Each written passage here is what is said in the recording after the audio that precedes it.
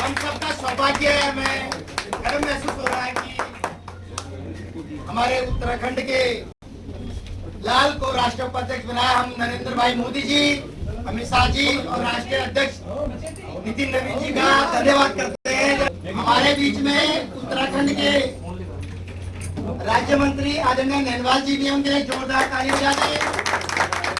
हमारे बीच में उत्तराखंड की आन बान शान जो भारतीय जनता पार्टी के इस टाइम प्रदेश का हमारा नेतृत्व कर रहे हैं, प्रदेश के उपाध्यक्ष बड़े भाई आदरणीय विनोद बछेंद्री जी हमारे बीच जोरदार ताली बजा दें।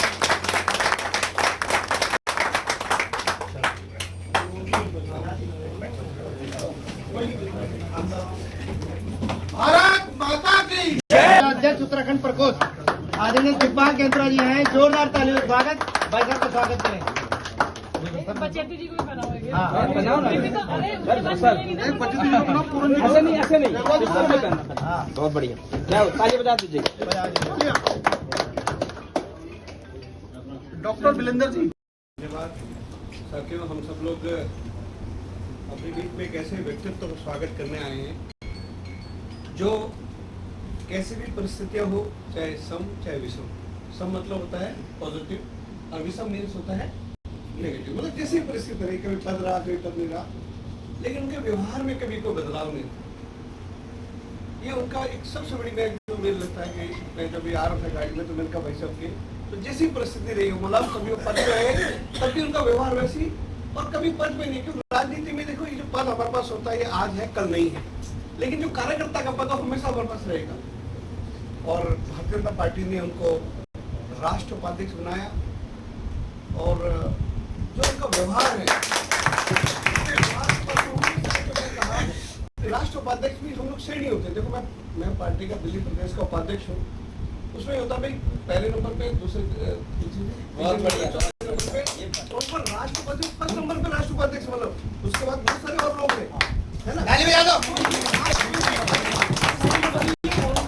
उनका जो काम करने का तरीका वो हम सबको सीखना चाहिए। इस सभागार में बहुत सारे हमारे साथी हैं जो राजनीतिक क्षेत्र में काम कर रहे हैं, कोई मंडल का पदाधिकारी, कोई मंडल अध्यक्ष है, कोई अलग अलग जिम्मेदारी पर रहे हैं। हमें उनके व्यवहार से सीखना चाहिए। और मैं तो इतना कहूँगा कि जिस तरह से पार्टी हमेशा हमारा उनके प्रति विश्वास है, भरोसा है, और देश के यशस्वी प्रधानमंत्री मोदी जी का, हमारे राष्ट्रीय अध्यक्ष जी का और पार्टी का मैं बहुत बहुत आभार धन्यवाद करता हूँ कि ये सम्मान और ये पद आदरणीय त्रिवेंद्र सिंह रावत जी को नहीं, उत्तराखंड के हर व्यक्ति का ये सम्मान है, उनको ये पद मिला है।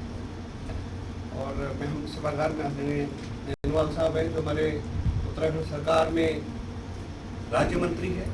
हम सरकार से जुड़े बहुत सारे विषय अनेकों बार तो बोलते हैं, ये विषय चाहे दिल्ली में रहे चाहे उत्तराखंड में, लेकिन हम दिल्ली के जो प्रवासी लोग हैं उनके माध्यम से हमेशा मदद करते हैं। यहाँ पर हमारे नरेंद्र मंडाल जी जो हमारे उत्तराखंड प्रकोष्ठ के जो अपने संयोजक हैं, जिनके माध्यम से हमने चाहे लोकसभा चुनाव हो चाहे विधानसभा चुनाव हो, हमेशा बहुत मजबूती से हमारे प्रकोष्ठ ने काम किया। जहाँ जहाँ हमारे दिल्ली में लोग रहते हैं, पूरी ताकत से मेहनत से संगठन करके हम भारतीय जनता पार्टी के पद पे किया। और जहाँ जहाँ भी हमारे पार्टी को सीटें मिल चुकी हैं, यहाँ पे हमने तुलसी जोशी जी है जो निगम में अनेकों जो स्टैंडिंग कमेटी से लेकर के निगम में अनेक दायित्व में रही है, महिला मोर्चा में रही है, आपका भी स्वागत है। यहाँ पे अपने अर्जुन राणा जी जो उत्तराखंड प्रकोष्ठ के संयोजक भी रहे, प्रभारी भी रहे, और लगातार समाज में काम कर रहे हैं।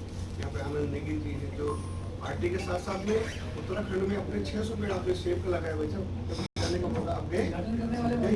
तो मैं तो इनका परिचय में राजनीतिक नहीं, मैं तो तुम राजनीतिक करके गलत पड़े हो, तुम परमैन के नाम से सम्मान ज्यादा और पॉलिटिकल कम हो रहा है। एक मौका तो देगा दीजिए। हमारे बीच में उपस्थित है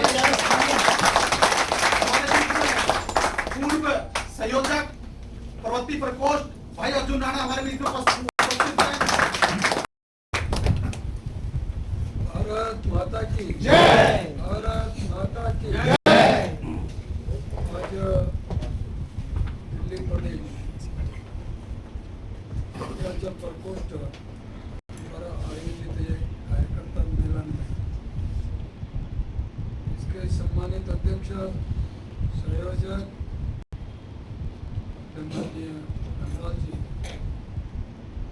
आप सबके चेहरे और बहुत पुराने कार्यकर्ता पदाधिकारी कई विभिन्न पदों पे गए हैं, 2-3 बार दायित्व धारी रहे हैं।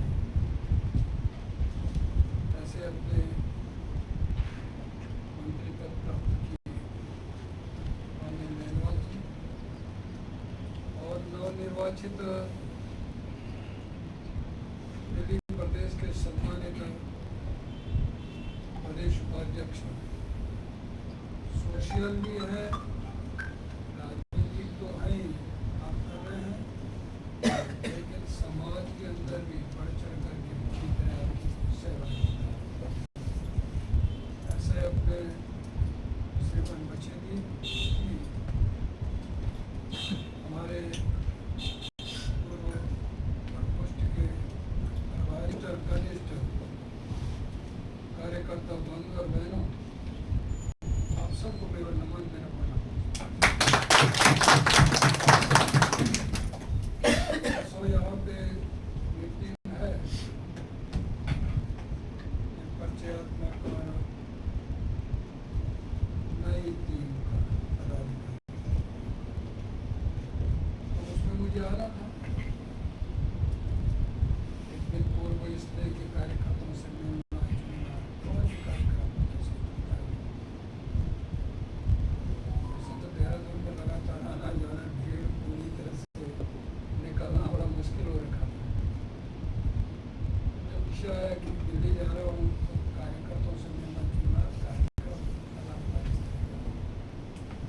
मेरा ये था कि एक सबसे मिलना जुलना हो जाए, बातचीत हो जाए।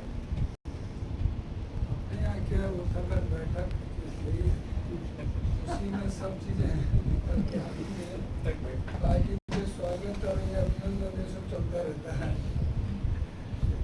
लेकिन मैं मुख्यतः यह है कि सबके चेहरे गिर जाते हैं और कार्यकर्ताओं से बातचीत हो जाती है। ये अपनी तस्वीर निकल के सब बातें छल कर आती हैं, बातचीत होती है। तो स्वागत में आए हैं गए, कुछ तो आ गया चले भी गए, इसमें स्वागत तो ये होता है। तो लेकिन अपना यदि हम लोग परिवार भाव से और अपनी बात कहना और कैसे अपने को आगे संगठन को लेके जाना, तो उसके लिए बैठना पड़ता है। क्या उसके बाद चाय पानी भी होगा। मंगाल जी ऐसा तो नहीं कि कितने का भूखा लो उससे कम का तो चाय आ जाती है। तो ये रहता है कि कम सब लगती है, सारी चीज़ें होती हैं, उसमें ज़्यादा आनंद आता है और नज़दीकी भी आती है। जब बैठते हैं बातचीत होती है तो नज़दीकी आती है, चेहरा ठीक से समझ में आता, नाम भी आता, आगे के लिए ध्यान में भी रहता है। नहीं तो आया नमस्ते किया चल दिए तो फिर ध्यान में नहीं, तो कहता पहचाना ही नहीं। अरे कैसे पहचानते, तुम तो आए थे बुका चले गए, दूसरी जगह जाना था क्यों? तो ये नहीं ये रहता है। तो इसलिए अपने यहाँ तो इसलिए कहते हैं ना अपने कार्यकर्ता भाव, कार्यकर्ता आधारित पार्टी। हम कोई नेताओं की पार्टी नहीं, कार्यकर्ताओं की पार्टी है। इसलिए मोदी जी भी कहते हैं मैं एक बूथ संभालूंगा।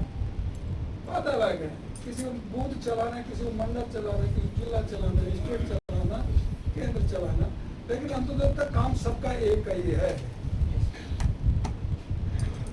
सब एक जैसा है। तो सबके लिए यहाँ छोटा बड़ा भाव न रखते हुए हम सब लोगों को कैसे पार्टी की रीति नीति विचार और अपना जो मिशन है, जो लक्ष्य है, जो उद्देश्य है, उसके लिए लगना, यही तो मन में और अन्य में अंतर है। अन्य पार्टियों में अब अन्य पार्टियां आजकल सरगर्मी पूरे उल्टे सूटे बहन ये सब चल रहा है, कल तक कहाँ थे भाई? चुनाव नजदीक है हमारे यहाँ, इसलिए सब आने दिख रहे हैं और वो भी फिर जो मर्जी आए जो है वो कहना, तो रियलिटी तो कहना नहीं है। जितनी साल भर देखा नहीं, समाज के जनता का पब्लिक का क्षेत्र तो देखा ही नहीं, इसलिए जो मुंह में आए वो कहना। हमारे यहाँ कार्यकर्ता पूरी तरह पूर्ण से जमीनी काम करने वाला है, उसके मन में एक रहा कि मैं देश के प्रति समर्पण करूंगा, राष्ट्र के प्रति कैसे ये देश आगे बढ़े, सुरक्षित रहे। और स्वाभाविक भी है, देश सुरक्षित है तो हम भी सुरक्षित हैं। सीमाएं ठीक नहीं है तो हम कहाँ से ठीक हो जाएंगे, कहाँ से बच जाएंगे। बगल के घर में आग लगी, मेरे घर में तो नहीं आने वाली, केवल इतना तक के भूल जाओ मेरे घर में भी चिंगारी आने वाली है। इंडस्ट्री में किसी में आग लग गई कोई इस तरह का, तो देखो यदि बुझाने वाला समय पर आपका पानी यदि वो नहीं पहुंचा तो बगल में भी तबाह हो जाता है। समय पे उसको समाप्त कर दो और सहयोग करो, और तो फिर बगल में भी, और वो भी बच जाएगा, बगल वाला तो बच ही जाएगा, वहां तक नहीं पहुंचेगी चिंता। ये भावना, तो इसलिए अपना विचार